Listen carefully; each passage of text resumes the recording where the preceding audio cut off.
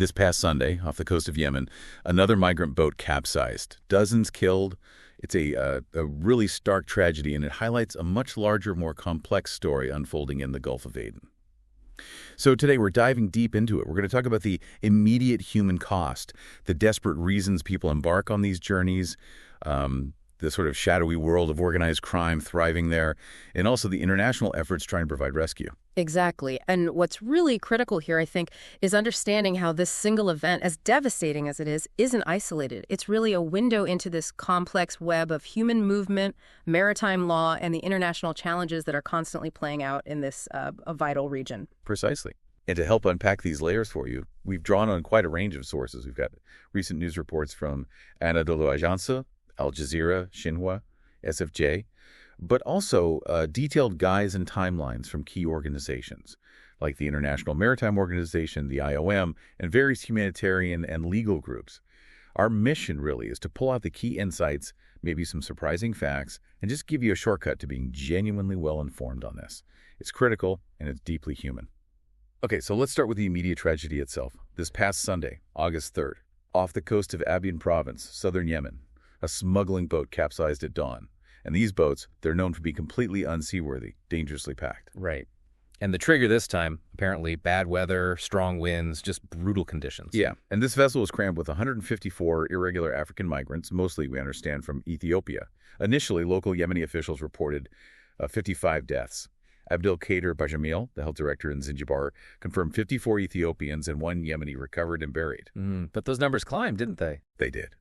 A much more sobering update came from Abdusattar Soev, who heads IOM Yemen.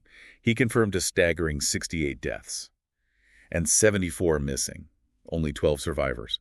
Bodies were apparently found scattered along the shores of Khanfar and Zanzibar. Just a heartbreaking scene. It really is. And you have Abyan police, local security making urgent calls for international help because the search and rescue is happening in these incredibly challenging conditions. The immediate aftermath is always this race against time, isn't it? Absolutely. And it also tragically shines a light on the desperate circumstances that push people towards these risks in the first place. You hear those numbers, 68 lost, 74 missing.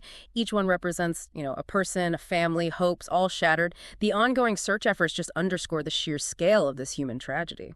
And the really difficult thing to grapple with is, like you said, this is not an isolated incident. These journeys are a constant, deadly gamble. So what is pushing people to risk absolutely everything like this? That really is the core question. And the drivers, well, they're rooted in some painful realities, primarily from the Horn of Africa towards Yemen. Many migrants, mostly from Ethiopia and Somalia, are searching for just basic improvements, better living conditions, work, maybe education in Gulf countries like Saudi Arabia. So it's partly economic aspiration. Partly. But it often goes much deeper. A significant number are actively fleeing things. Active conflicts, for instance. You've got the civil war in Yemen itself since 2014, ongoing conflict in northern Ethiopia, and just widespread economic collapse in places. They're literally seeking international protection from persecution, violence, threats to their life. And the legal routes, are they just not there? That's the cruel catch. There's a real scarcity of regular legal migration pathways, and this lack of options pushes people towards these incredibly dangerous, irregular routes. It forces them really to put their lives into the hands of criminal smugglers, often unscrupulous ones. These smugglers run operations along what's called the eastern route from Ethiopia and Somalia, usually through Djibouti, and then across the water into Yemen. Right, the eastern route. And you mentioned the risks are immense. What exactly are they facing along this path? It's described as one of the busiest and most perilous. It is, and the dangers are manifold. First, the journey itself frequently ends in death or disappearances. Think about this. In 2024 alone, reports suggest 558 people died along this route. 558? Yes. And over the last decade, at least 2,082 people have just vanished, disappeared, with 693 known drownings confirmed. The conditions on the boats themselves are horrifying. Unseaworthy, yes, but also dangerously overcrowded. Exposure to extreme weather, harsh terrain once they land. And it doesn't stop there, does it? The human rights abuses. No, sadly not. Abuses are rampant. We're talking exploitation, physical assault, xenophobic attacks. Many become victims of human trafficking, abduction, forced labor. Arbitrary arrest and detention are common. Gender-based violence is a serious threat, too. And then add the fact that if they do make it into Yemen, they're walking into an active armed conflict zone. Wow. So danger from the sea, danger from criminals, danger from the conflict itself. Exactly. And all this is compounded by deteriorating situations in transit and destination countries. Access to essentials, shelter, medical care, food, water, hygiene becomes incredibly limited. You mentioned the scale earlier. Do we have recent numbers on arrivals? We do. More than 60,000 irregular migrants arrived in Yemen in 2024 alone. Now, that number is actually down from about 97,200 in 2023. Oh, really? Why the drop? Well, it's possibly due to increased water patrols, maybe tighter controls somewhere along the route. It's hard to pinpoint the exact reason definitively. But even at 60,000, it still highlights this immense ongoing flow of people. It really underscores the level of desperation driving these journeys. Okay, so beyond the tragic individual stories and the drivers of migration, let's zoom out a bit. What does this all mean for the wider world? You mentioned the Gulf of Aden itself. It's not just a migration route. No, absolutely not. It's a hugely strategic waterway. It connects the Red Sea to the Arabian Sea. An estimated 12% of global maritime trade passes through there every year. 12%. That's huge. It is. Think about the impact on supply chains, on the goods you use every day, if that flow is disrupted. And historically, this region has, well, it's had issues with piracy for centuries. But it really hit the headlines in the early 2000s with Somali pirates. That peaked around 2011. I remember that. It was costing billions, wasn't it? It was. Estimates were between $7 and $12 billion annually to the global economy at its peak. Today, the organized crime there is more varied, and this is where it gets really insidious. You still have piracy and armed robbery targeting commercial ships for ransom. But alongside that, you have pervasive human trafficking and smuggling, exploiting vulnerable people, often with fatal results like we just discussed. And then there's arms trafficking, narcotics trafficking. These activities fuel regional instability and pose public health threats, too. So the whole ecosystem of crime, really. It is. And what's often overlooked is how these different criminal enterprises are often intertwined. They don't operate in isolation. The same networks, the same routes, the same corrupt officials might facilitate human smuggling one day, arms the next. They feed off each other, creating this really complex challenge. Migrants might be trafficked, then forced into labor, or even coerced into carrying drugs. It's a vicious cycle. And the wider impact of all this crime? It's significant. Direct disruption to global shipping means delays and increased costs for everyone. There are broader economic consequences, too, diverting resources away from legitimate development. And crucially, it fuels regional instability and conflict, which ironically creates the very conditions that drive more desperate migration and more illicit activity. Right. It creates fertile ground for itself. Okay, so given this scale of human movement, the dangers, the crime, there must be rules, right, in an international framework. You hear about rescues at sea. What are the actual obligations? Yes, there is a framework built on long-standing maritime traditions and codified in international law. First, you have the obligations of shipmasters. This is fundamental. Under laws like a 1982 UN Convention on the Law of the Sea, UNCLOS, and the 1974 SOLAS Convention, any ship captain has a legal duty to help anyone in distress at sea. Regardless of who they are or where they're from. Regardless of nationality, status, or circumstances, as long as rendering assistance doesn't seriously endanger their own vessel or crew. It's a core principle. But it's important to note, these captains treat rescued people humanely, but they don't have the authority to decide asylum claims. That comes later. Okay, so that's the ships. What about governments? Right. Then you have the obligations of governments and rescue coordination centers, the RCCs. Coastal states under UNCLOS must set up and maintain adequate search and rescue, or SAR, services. And the 1979 SAR Convention and SOLAS clarify that assistance must be provided to anyone in distress at sea. Crucially, rescued persons must be delivered to a place of safety. But the safety, what does that mean exactly? Just any port?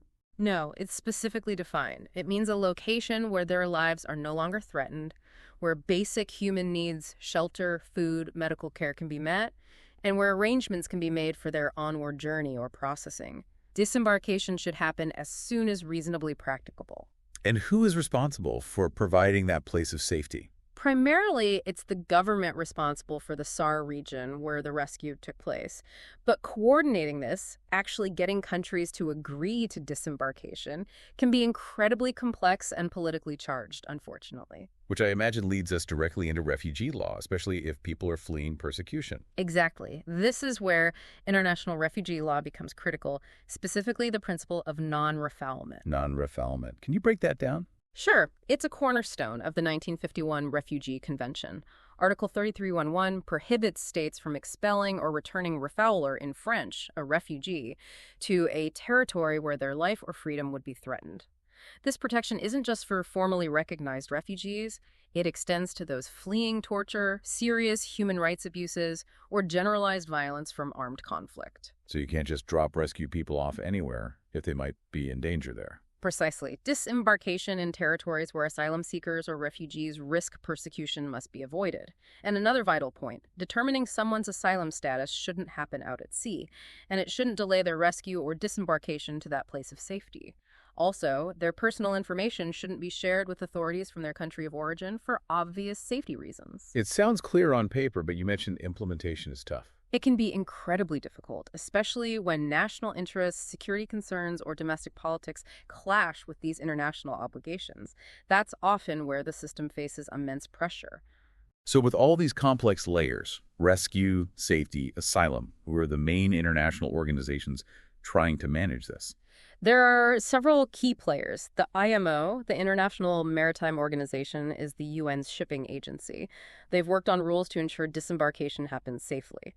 Then there's the IOM, the International Organization for Migration. They are very active on the ground, working for humane migration, managing flows, supporting survivors like those 12 from this recent incident, and tracking the numbers. The UNHCR, the UN Refugee Agency, is crucial for providing international protection to asylum seekers and refugees. They advise governments on their obligations under refugee law and often get involved when disembarkation becomes difficult. Okay. Any others? Yes. You also have groups like the ICS, the International Chamber of Shipping, representing ship owners who help develop guidance for rescues, and the OHCHR, the Office of the High Commissioner for Human Rights, works broadly to promote and protect human rights in these situations. It's clearly a multifaceted problem requiring a multifaceted response then. Absolutely. If you want to effectively combat the organized crime in the Gulf and protect migrants, you need a combination of things. Stronger international cooperation is key intelligence sharing, joint law enforcement, clear legal frameworks that are actually enforced. You need enhanced maritime security, yes, with naval patrols and anti-piracy measures. But, and this is crucial, you also need to address the root causes through sustained socioeconomic development in the regions people are fleeing from. Until you tackle the conflict, the poverty, the lack of opportunity that creates such desperation, people will continue to risk these perilous journeys, no matter the obstacles. So we've really unpacked the layers of this recent tragedy off Yemen. We've looked at the heartbreaking human cost, the desperate reasons driving people to make these journeys, the pervasive organized crime turning the Gulf of Aden into such a dangerous place, and the complex web of international laws and organizations trying, sometimes struggling, to respond. It's an overwhelming picture when you see all the interconnected parts. It truly is. And when you connect all these dots, it becomes profoundly clear these aren't just isolated incidents blowing up in the news cycle now and then. They're symptoms of much deeper, interconnected, global challenges. Conflict and economic instability over here, linking to global trade dynamics and the complexities of international law over there. The challenges are immense, they're ongoing, and the human stakes, as we've seen, could not be higher. So bringing it back to you, our listener, what does this all mean for you? Maybe next time you hear about migrants at sea, consider the threads we've talked about. What role does instability or conflict far away play? What about the demand for cheap goods that relies on those shipping lanes? And perhaps the biggest question, what responsibility do we all share, somehow, in fostering conditions globally where people don't feel forced to make such perilous choices? It's definitely something to reflect on long after this deep dive ends.